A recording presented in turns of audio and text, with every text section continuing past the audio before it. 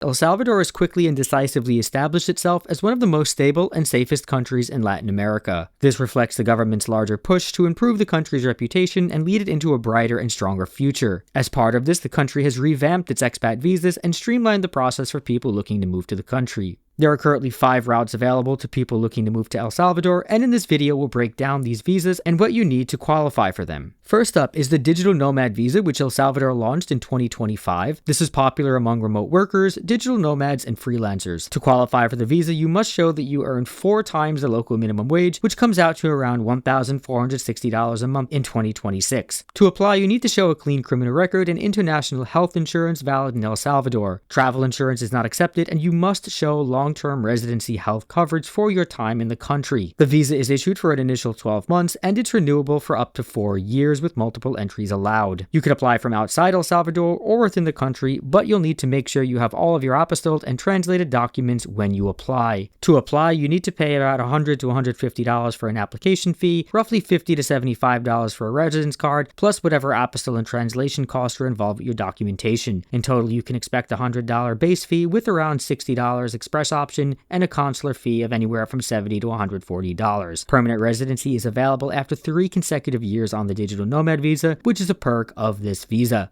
Second, the Rentista visa. This is for people with passive incomes, and the requirement is listed as the same as the Digital Nomad visa. This means you need to show around $1,460 a month in verifiable passive income. Qualified incomes include dividends, trust distributions, rental income, royalties, or life insurance payments, among others, and some advisors suggest showing $1,500 to $2,000 a month in passive income to ensure that the process goes smoothly. The visa is issued for 1 year and is renewable for 1 to 2 years at a time, and immediate family members can also be included on the visa. One of the listed benefits of this is a one-time customs duty exemption on importing a vehicle valued up to $25,000 once every 5 years.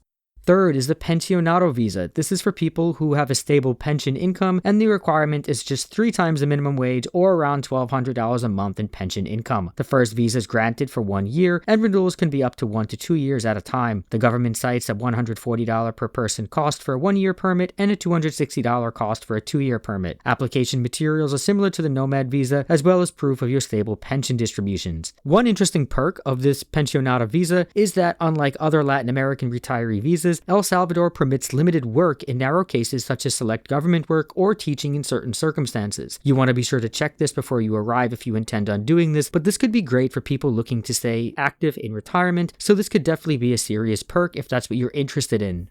Fourth, we have various investor visas available. There are several of these, but the 2 most common are company formation and the real estate investment route. To qualify for the company formation and equity route, you need to invest $10,000 in equity into an El Salvadorian company, which is by far the most accessible path available. You could also invest $100,000 into a qualifying real estate project.